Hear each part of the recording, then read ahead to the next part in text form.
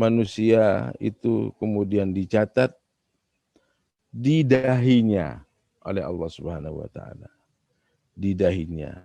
Au batni kaffihi, atau di perut telapak tangannya. Makanya kita sering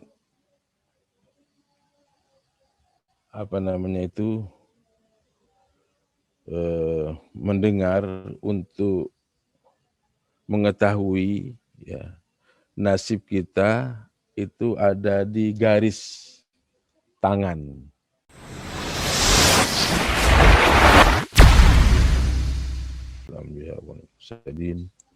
Sayyidina wa maulana Muhammad al-fatih lima ughliq wal khatim lima sabaq nasirul haqqi bil haqq wal hadi ila siratikal mustaqim wa ala alihi wa sahbihi haqqa qadrihi wa miqdaril azim.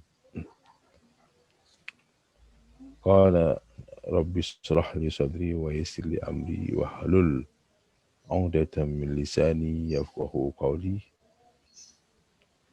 Wa qala al-mu'allif rahimahumullahu ta'ala wa nafa'ana bihima wa bi ulumihima wa bi ulumikum wa bi ulumis sa'iris salihin fid dharain amin. Al-hadithur rabi' an Abdurrahman bin Mas'ud radhiyallahu ta'ala anhu qala haddatsana Rasulullah sallallahu alaihi wasallam wa huwa as-sadiqul masduq. Inna ahadakum yujma'u khalquhu fi batni ummihi 40 yawman nutfatan thumma yakunu 'alaqatan mithla dhalik thumma yakunu mudghatan mithla dhalik thumma yursalu ilaihi al-malak fayanfahu fihi ar-ruh wa yu'maru bi arba'i kalimatin bi kadhbi rizqihi wa ajalihi wa amalihi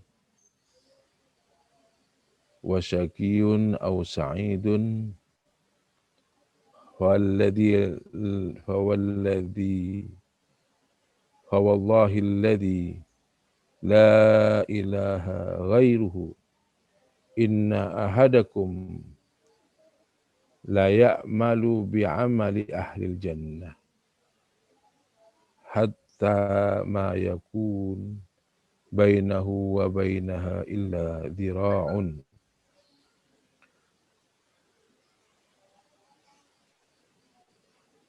fayasbiqu alaihi alkitab fayamalu bi'amali ahlin nar fayadkhuluha. Inna ahadakum la ya'malu bi'amali ahlin nar hatta yakun bainahu wa bainaha illa dhira' fayasbiqu alaihi alkitab fayamalu bi'amali ahlil jannah fayadkhuluha. Rawahul Bukhari wa Muslim.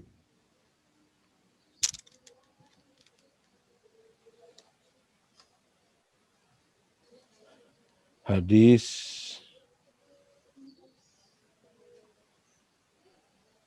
yang keempat,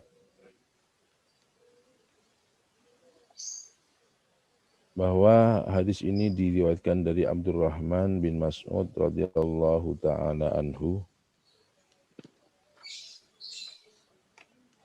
di mana Rasulullah sallallahu alaihi wasallam bersabda, di mana Rasulullah sallallahu alaihi wasallam ani as-sadiqul masduq. As-sadiq adalah orang yang benar, al-masduq dan yang dibenarkan. Di mana Rasulullah sallallahu alaihi wasallam bersabda, inna ahadakum yujma'u khalquhu fi batni ummihi arba'ina yauman.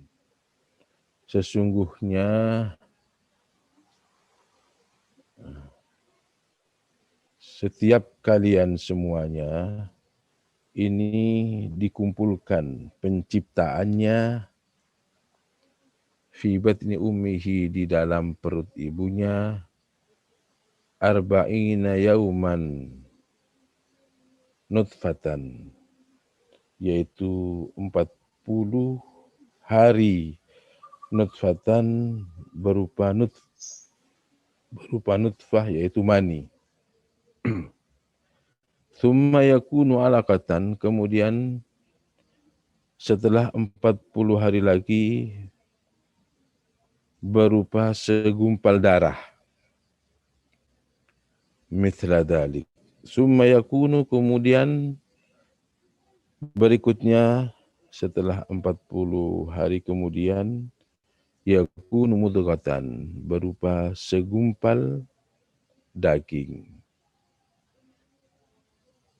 Mithla dhalik. Summa yursalu ilaihi al-malak. Summa, kemudian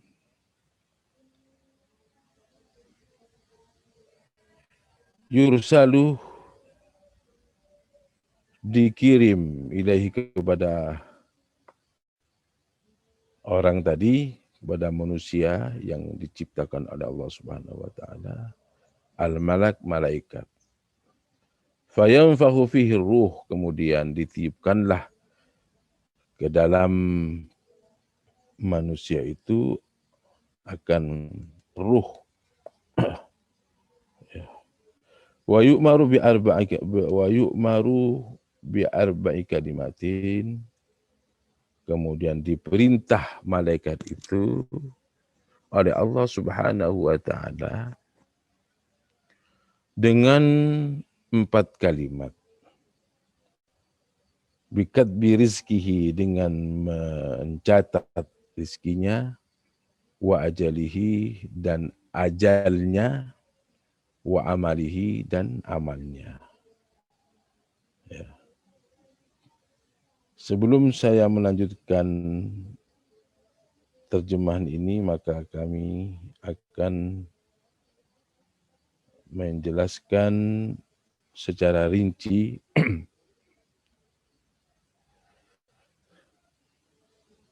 di sini disebutkan bahwa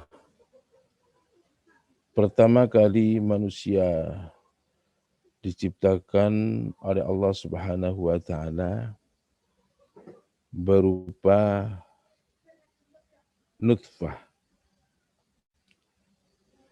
yasiru alaqatan, kemudian setelah berikutnya berupa segumpal darah.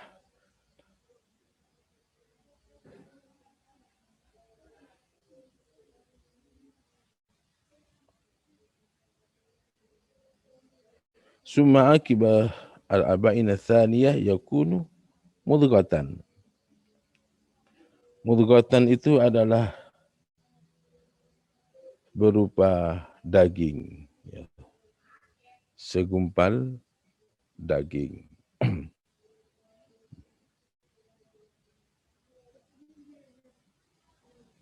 Maka setelah genap 40 hari, manusia itu, janin yang ada di dalam kandungan ibunya itu sudah berbentuk, sudah ada apa namanya? Sudah ada mulutnya, sudah ada pendengarannya, sudah ada penglihatannya. Idza tamma at-taswir wa kamunat al-ajza wa sara ibna 4 ashhur. Setelah itu dia kemudian ditiupkannya, diberi ruh oleh Allah Subhanahu wa taala.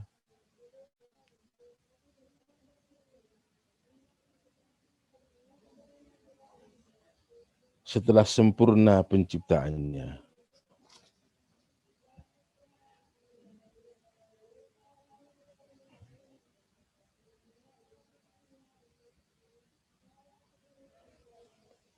Wa yu'maru, kemudian setelah diberi ruh oleh Allah Subhanahu wa taala,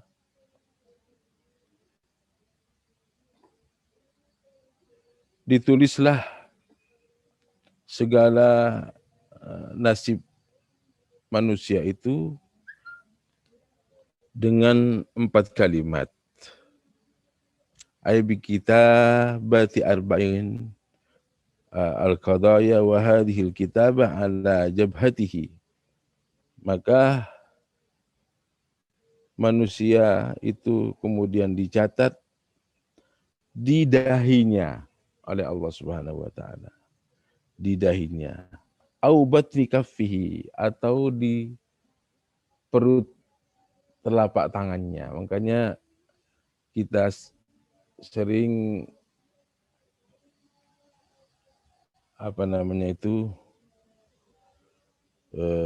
mendengar untuk mengetahui ya, nasib kita itu ada di garis tangan. Karena berdasarkan dalil ini bahwa manusia itu setelah umur 40 hari, setelah umur 4 bulan ya, 4 bulan, setelah umur 4 bulan di dalam perut ibunya, itu ditulis oleh Allah Subhanahu wa taala rizkinya, ajalnya, amalnya, itu ditulis di telapak tangan. Sebagian orang bisa mengetahui nasib seseorang itu di garis telapak tangan.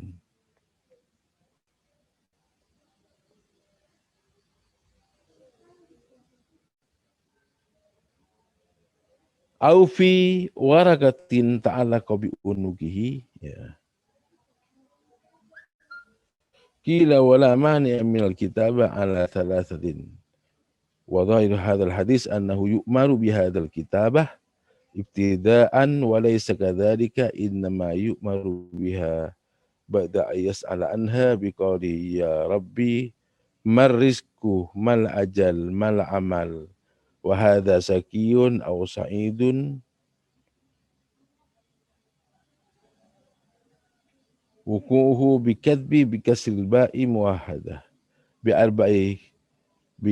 arba'in wa kadzaba rizquhu bil jarri wal muradu bikadbihi kutiba qadruhu qalilan aw katsiran. Jadi ketika orang itu sudah janin itu sudah ada di dalam kandungan ibunya berumur 4 bulan, ditulis rezekinya. Ditulis rezekinya apa yang dimaksud ditulis rezekinya di sini? Qadruhu, yakni banyak dan sedikitnya rezeki.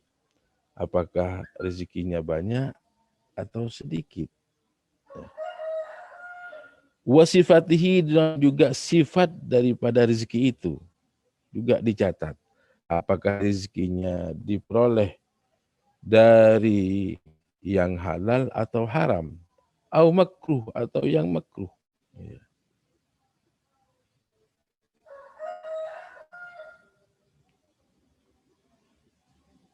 Fantafa bihi fil bi'li ma'kulan aw ghairuhu. Kadang-kadang dan juga ditulis rezekinya itu yang berupa makanan. Makanan yang akan dia makan itu apa saja, itu sudah ditulis oleh Allah Subhanahu wa taala rezekinya. Wa ghairu, dan lainnya juga, kamal busin, seperti pakaiannya, wa markubin, dan juga kendaraannya, wa mangkuhin, dan yang akan dinikahinya juga akan ditulis oleh Allah Subhanahu wa taala. Jadi semua rizki yang diberikan oleh Allah Subhanahu wa taala di dalam hadis ini berupa segala macam bentuk rezeki. Kendaraannya, pakaiannya, makanannya, ya, Karena di dalam rezeki itu ada dua. Ada rezeki zahir, ada rezeki batin. Rezeki yang zahir seperti badan.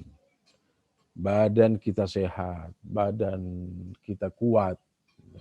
Itu adalah rezeki zahir. Kemudian ada rezeki batin, yaitu hati. Hati yang bersih, hati yang kotor. Ya. Wan nufus dan jiwa. Seperti apa? Seperti ilmu. Ya, itu juga rezeki. Itu namanya rezeki hati. Ya, rezeki batin. Sebagaimana saya sebutkan dan saya ulangi bahwa rezeki itu ada dua, yaitu rezeki zahir dan rezeki batin. Rezeki zahir berupa badan yang sehat, badan yang kuat. Kemudian rezeki batin berupa ilmu, pengetahuan, dan hati yang bersih. Wa ajalihi juga akan ditentukan oleh Allah Subhanahu wa taala ajalnya. Jadi di dalam kandungan ibu si janin itu sudah ditentukan ajalnya kapan dia meninggal. Kapan apakah umurnya panjang atau pendek. Wa fi aisa'ah atau kapan dia jam berapa dia meninggal juga sudah ditentukan oleh Allah Subhanahu wa taala. Wa amalihi dan juga amalnya. Amalnya maksudnya di sini amalnya itu apakah nanti dia ditentukan oleh Allah Subhanahu wa taala amalnya baik atau jelek. Wa syakiyun aw sa'idun. Dan juga apakah dia termasuk orang yang melarat atau orang yang bahagia. Fawalladzi la ilaha illa ghairuhu. Fawalladzi maka demi Allah la ilaha tidak ada Tuhan ghairuhu selain Allah Subhanahu wa taala. Inna ahadakum sesungguhnya setiap kalian layak malu bi amali ahli jannah. Layak malu akan melakukan sesuatu pekerjaan seperti pekerjaannya orang yang ahli surga. Dengan apa? Dia itu melakukan ahli surga dengan melakukan banyak ibadah, kemudian taat, meninggalkan maksiat, dan meninggalkan hal-hal yang dilarang oleh Allah Subhanahu wa taala. Itu adalah amal-amal yang bisa mengantarkan kita kepada surga. Hatta yakuna sehingga ada orang itu bainahu wa bainaha antara dia dan surga, yakni illa dhira, kecuali hanya sehasta. Ya, kecuali hanya sehasta. Artinya dia itu telah melakukan amal-amal yang bisa mengantarkan dia ke surga dengan banyak beribadah, dengan banyak taat, dengan meninggalkan hal-hal yang dilarang oleh Allah Subhanahu wa taala, sehingga saking dekatnya dia dengan surga itu sampai seperti sehasta. Jadi artinya sehasta itu satu dhira. Ini hanya sebuah kiasan betapa dekatnya dia dengan surga karena dengan ketaatannya, dengan ibadahnya. Tetapi setelah dia melakukan hal-hal yang bisa mendekatkan diri kepada Allah Subhanahu wa taala,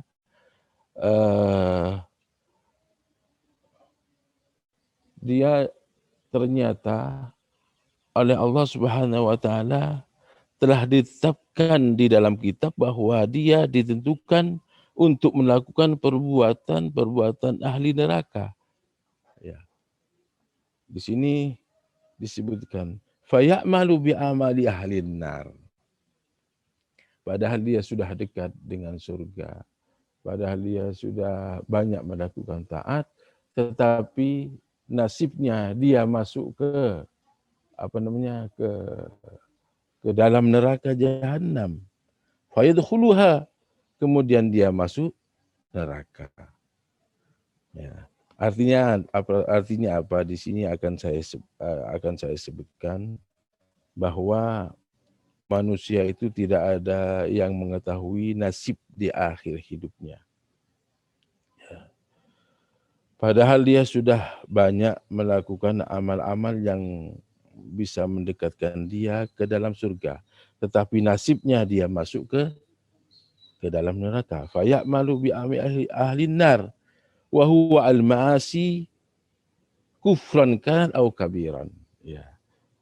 Dia sudah berusaha untuk masuk ke dalam surga, tetapi nasibnya dia dimasukkan ke dalam neraka jahanam disebabkan karena di akhir hidupnya dia telah melakukan perbuatan maasi seperti kafir atau bukan melakukan kemurtatan, tetapi dia melakukan perbuatan dosa besar sehingga nasibnya dia masuk ke dalam api neraka.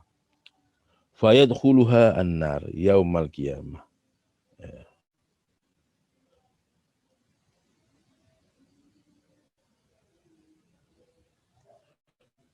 Jadi kita tidak tahu akhir daripada hidup kita, kemudian oleh Allah Subhanahu wa taala dia dirubah nasibnya, yaitu nasibnya malang masuk ke dalam api neraka. Na'udzubillahi min dzalik.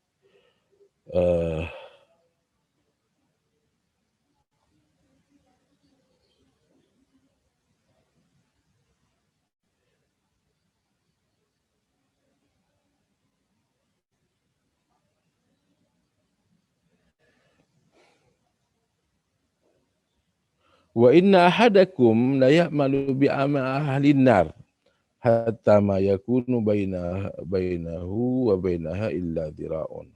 Fa yasbiqu 'alal kitab fa ya'malu bi ahlil jannah. Sebaliknya ada seseorang ini dalam hidupnya banyak melakukan perbuatan yang maksiat, banyak melakukan perbuatan yang dilarang oleh Allah Subhanahu wa taala. Tetapi kemudian pada akhirnya dia itu husnul khatimah, akhirnya dia masuk ke dalam surga.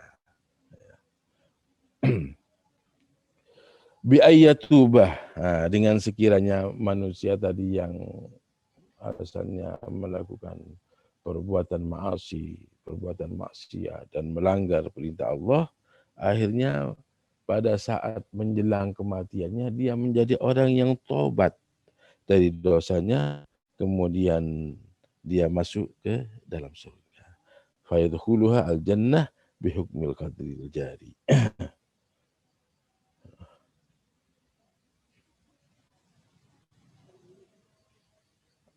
Fayamalu bi ahli jannah fayadkhuluha rawahul Bukhari wa Muslim. Hadis ini diriwayatkan oleh Imam Bukhari dan Muslim. Selanjutnya akan kami jelaskan bahwa di dalam proses penciptaan manusia oleh Allah Subhanahu wa taala ini melalui beberapa tahap, yaitu dengan tahap-tahap selama 40 hari. 40 hari di awal berupa nutfah, yaitu mani. 40 hari kemudian berupa segumpal darah. 40 hari kemudian berupa segumpal daging. Pertanyaannya di sini bahwa mengapa Allah Subhanahu wa taala tidak langsung saja menjadikan manusia sekaligus, padahal Allah Subhanahu wa taala ini maha kuasa dengan dua alat, yaitu kaf dan nun. Kun fayakun. Jadilah kamu, maka jadi. Dengan kun fayakun saja Allah sudah langsung bisa menciptakan apa saja menurut kehendak Allah Subhanahu wa taala. Tetapi apa hikmah daripada terciptanya manusia ini secara bertahap? Maka di dalam kitab syarah dari hadis ini disebutkan ini merupakan pelajaran kepada kita bahwa kita di dalam mencapai sesuatu itu tidak bisa sekaligus, harus dengan tahap demi tahap. Sebagaimana Allah Subhanahu wa taala menyebutkan di dalam Al-Qur'an, Allahul ladzi khalaqas samawati wal arda wa ma bainahuma fi sittati ayyam. Di mana Allah Subhanahu wa taala menciptakan langit dan bumi itu dengan waktu 6 hari. Padahal Allah Subhanahu wa taala bisa menciptakan sekaligus, tetapi mengapa kok harus 6 hari? Ini merupakan pelajaran kepada kita bahwa kita di dalam mencapai sesuatu harus melalui tahap demi tahap. Ya. Barangkali untuk sementara ini yang bisa saya sampaikan. Terima kasih. Mudah-mudahan apa yang sudah kita lakukan dalam pertemuan ini semoga menjadi ilmu yang bermanfaat, menjadi ilmu yang berkah kepada kita semuanya. Amin. Bisa menambah di dalam meningkatkan ibadah dan taat kepada Allah Subhanahu wa taala, dan mudah-mudahan kita bisa mengamalkan ilmu yang sudah kita ketahui. Amin Allahumma amin. Dari saya kurang dan lebihnya mohon maaf. Insyaallah kita lanjutkan minggu yang akan datang. Mudah-mudahan kita semuanya diberi kesempatan dan kesehatan oleh Allah Subhanahu wa taala, sehingga kita bisa melaksanakan amal-amal ibadah, amal-amal soleh dengan istiqomah bersama ridha Allah Subhanahu wa taala. Akhirul kalam. Assalamualaikum warahmatullahi taala wabarakatuh. Waalaikumsalam warahmatullahi wabarakatuh. Syukran Kiai.